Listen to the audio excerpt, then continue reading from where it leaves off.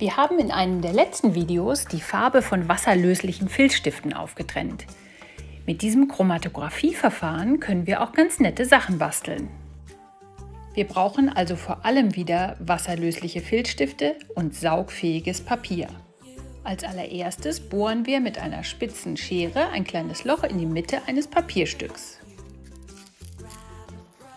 Dann malen wir mit den wasserlöslichen Filzstiften um dieses kleine Loch etwas herum, hier zum Beispiel 2 Herzen. Wir brauchen dann noch ein Stückchen Küchenrolle, das wir uns zurechtschneiden, und eine kleine Schale mit Wasser. Wir feuchten das eine Ende der Küchenrolle an und rollen es dann auf.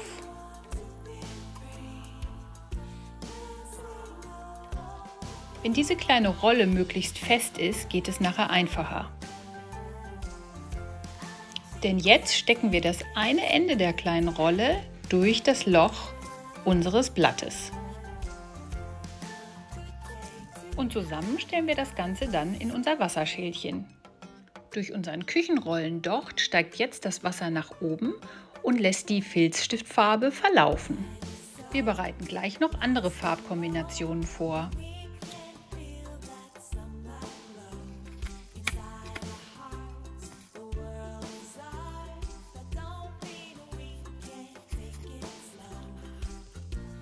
Eurer Kreativität sind dabei keine Grenzen gesetzt. Ihr könnt verschiedene Farben kombinieren, verschiedene Muster machen. Probiert es einfach aus.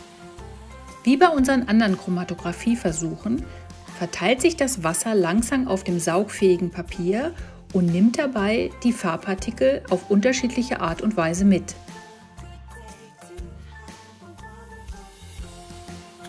Die Küchenrollendochte könnt ihr für andere Farbkombinationen immer weiter benutzen.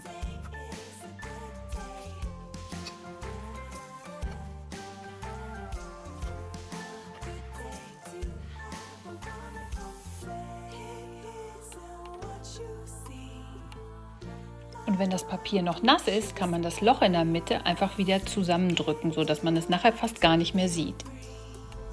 Die getrockneten Bilder kann man dann einfach ausschneiden, auf eine Karte kleben oder, wenn sie etwas größer sind, zu einer Blume falten.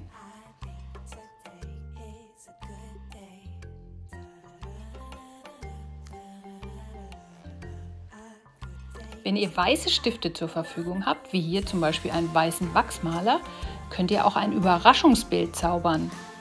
Ihr malt oder schreibt etwas mit dem Wachsmaler auf weißes Papier, was man dann natürlich gar nicht so richtig sieht, und macht mit dem Filzstift darunter einen dicken Strich.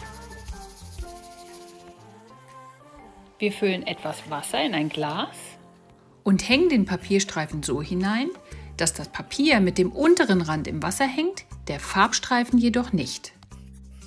Entweder wir hängen das Papier wieder über einen Schaschlikspieß, wie beim Chromatographie-Versuch, oder wir biegen das obere Ende einfach um den Rand des Glases, sodass es nicht ins Wasser rutscht. Und dann heißt es wieder warten. Nach und nach steigt das Wasser am Papier entlang und nimmt Farbpartikel mit. Aber diesmal werden nicht nur die Farben aufgetrennt, sondern das, was wir vorher gemalt oder geschrieben haben, wird ganz deutlich sichtbar. Auch hier können wir natürlich wieder die Farben mischen und dann wird der Effekt noch bunter. Viel Vergnügen beim Ausprobieren und beim Erstellen dieser kleinen Kunstwerke.